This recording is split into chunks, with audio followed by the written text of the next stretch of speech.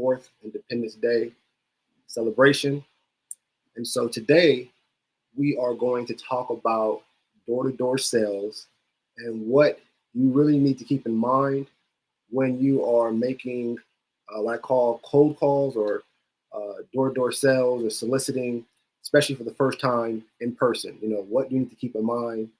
What does that look like? And so at the end of the day, when you're making, and this is great for, of course, sales representatives, business developers, if you're an entrepreneur, nonprofit leader looking to raise some funds, you got to go door to door.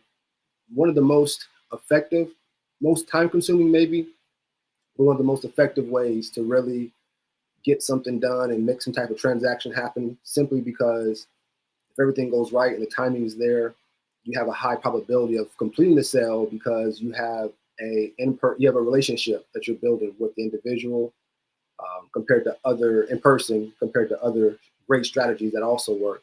But in this case, we're talking about door-to-door sales in person. You're new for the first time. What you need to keep in mind, and the end goal is to make the sale or to get the agreement or whatever that is. But that's the end goal. But a key component to that end goal is getting connected to or in front of the decision maker. And so when you're going in to complete or knock out, no pun intended, to knock out door-to-door sales, your goal is to go in there and to find out who the decision maker is. And so with that mindset, you want to almost work backwards. So basically what I mean by that is some people will go in and want to give you first of all, you walk into the office. 9 times out of 10 is going to be a front desk or front office representative that you're going to be connecting with. And a lot of people like to go in and get into who they are, what they do, what they're offering, getting into all that first, respectfully, especially to the front office, which a lot of times is not necessary for a number of different reasons, which I won't get into here. But if you want to know why it's not necessary, what that looks like, just leave the comment front office, or leave the words front office in the comments, and we could break that down. But ultimately, you want to go in and not necessarily throw your whole spill out to the front desk. You want to have what I call a less is more mindset. And that less is more mindset can really be broken down in more detail. I have a free 35-minute webinar online that helps you build long-term working relationships from scratch for your professional needs, how to do that. It's a free, again, 35-minute webinar. And part of one of those vital steps in that webinar is less is more. And so make sure you click the link to check out that free webinar, how to build working relationships from scratch for your professional needs. Less is more. And so when you're coming in wanting to connect with or wanting to find out who the decision maker is, again, you're walking to the front desk, less is more. You pretty much want to say, in this case, when you come to the front desk, who do I need to talk to about, whatever it is that you're doing or connecting with. So if it's fundraising, who do I talk to about your organization donating their time or talent or money to a cause? Who do I talk to about seeing if your office needs a masseuse to stop into your office once a week? Who do I talk to about seeing if your office needs a car wash once a week? Whatever it is, know what you're offering or know what you are providing. You need to find out who you need to talk to about that. So you're walking in with the mindset of, hey, how you doing? Just stopping in to find out who I need to talk to about X, Y, Z. And if the front desk does then want to ask more questions, then they'll go into it. And then from that point, you want to be prepared to answer those who, what, when, where, why questions. But a lot of times you'll find out that the front desk really doesn't even respectfully care too much, while you're there. It's just almost, respectfully, because they have stuff they have to do. They're going to direct you to who to connect with. That's their primary role, I would want to say. So they don't need all the extra fluff. And a lot of times with them being the gatekeeper, you do all this extra talking, you're going to lose them. And because they may not like your personality, the way you're presenting something, you're going to lose the opportunity to connect with the decision maker. So ultimately, when you walk into the front desk, walk into the front office, that question, hi, I'd like to find out who I would need to talk to about X, Y, Z. That's the goal, or that's the presentation. At the end of the day, if you can, hopefully you can connect when you ask the question, who I need to talk to about XYZ, the front desk will direct you to the decision maker. Hopefully they're there. And if the decision maker is there, hopefully they have time to talk with you for a few minutes while they're there. And that's a whole nother conversation. How do you do that? How do you approach that? I have hands-on experience of how to make that happen. So if you want to talk about that and what that looks like, how do you present your offer when you are doing door-to-door sales and you actually are in front of a decision maker, during your first encounter? Go ahead and put down in the comments, put the words, shoot, door-to-door sales. You put the words door-to-door sales. If you want to know if you happen to be if the decision maker happens to be there and they're able to talk to you, how do you build that up to get to that point, and then how do you deliver once you're in front of the decision maker? But ultimately, you want to see if the decision maker is there and get in front of them and have your presentation ready. That's a whole other conversation as well. You want to learn about that? Type in the word presentation in the comments, talk about that process.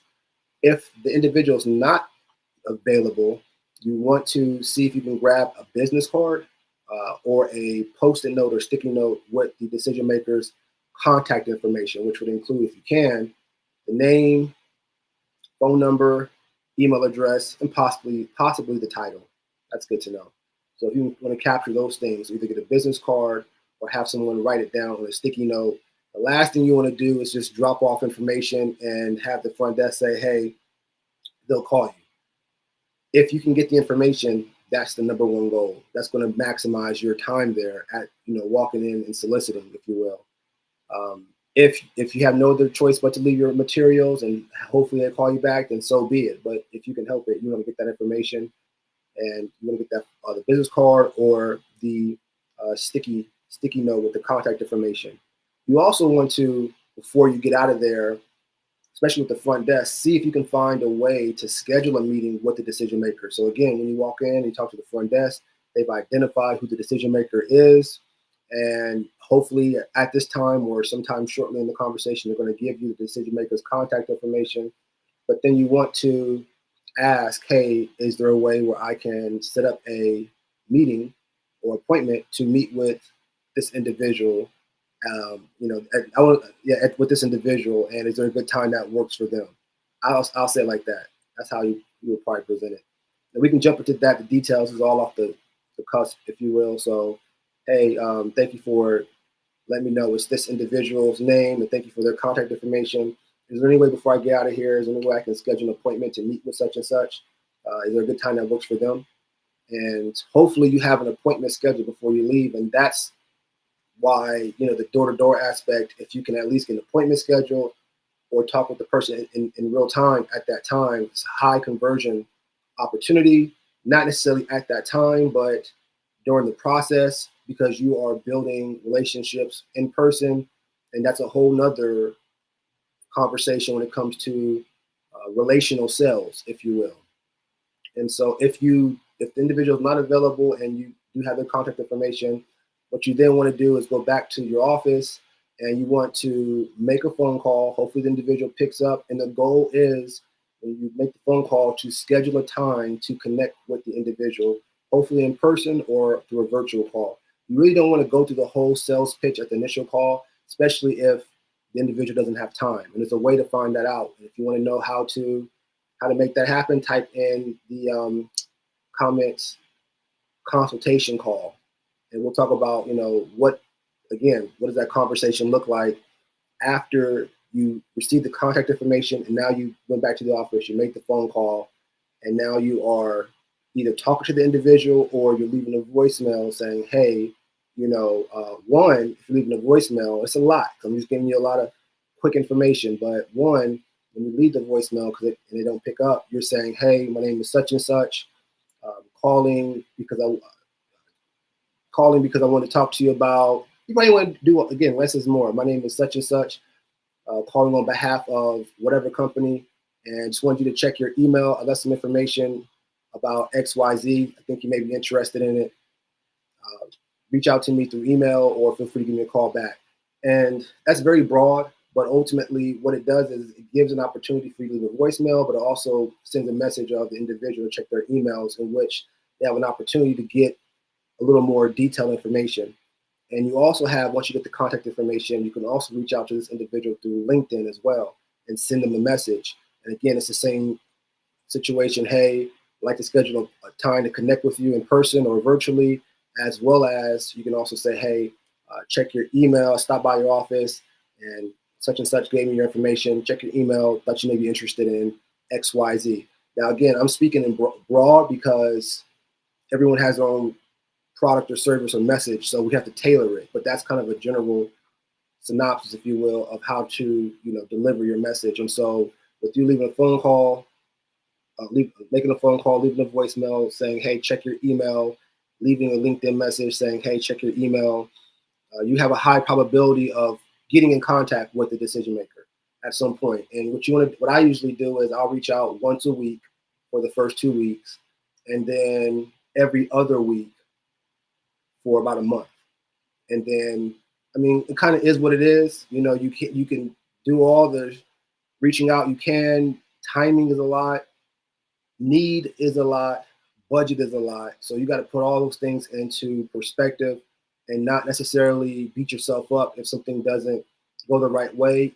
I want to say it's a numbers game only because you have to reach out to people to get the results that you want. If you don't reach out to people, you won't get the results that you want. So the more people you reach out to, the higher probability you have of converting, especially if you understand, overstand the art of relational sales, if you will. And so, so if you have any questions about what we talked about, leave them in the comments. Send me a message as well. Thank you for liking, subscribing to the different YouTube channels for Hilton Elite, and following our work on the social media platforms. Check out our website and for more free information and our grassroots marketing services, specializing in business development and community engagement outsourcing. And make sure you check out that link at the bottom, scrolling tinyurl.com/about Donovan. About Donovan, love to connect with you, and see you in the next video. Peace.